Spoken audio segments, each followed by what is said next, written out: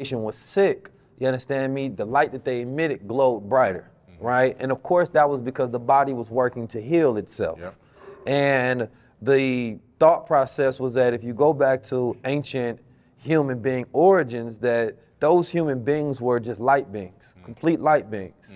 And as, you know, as I'm positing this thought right now, as melanin, you understand me, overtook those bodies, and you're talking about, you know, that very dark melanin, and then you have light, you know, piercing out of that, which used to be where hair follicles are, you understand me? Then you're talking about a blue aura, or a blue hue, right? And so in ancient texts where you see a lot of the blue representation of gods or beings, there were the representation of the original man and woman as light beings.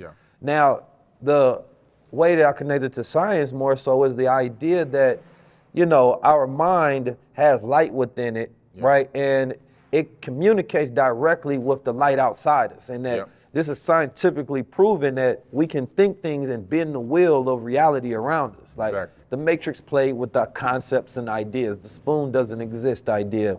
But more so is, you know, each one of us have different levels of consciousness and conscious power.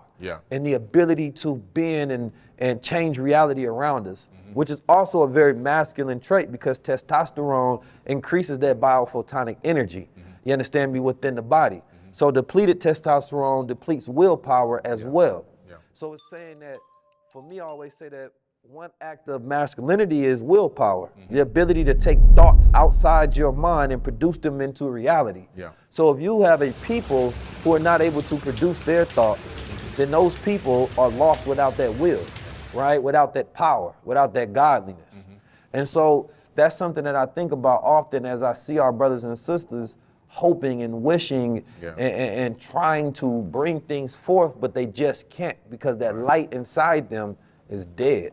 Plus, a lot of the male in this society right now, they're being emasculated. Oh yeah, sterilized. And so, you know, and a lot of it's chemical based. It's the food. Chemical it's castration.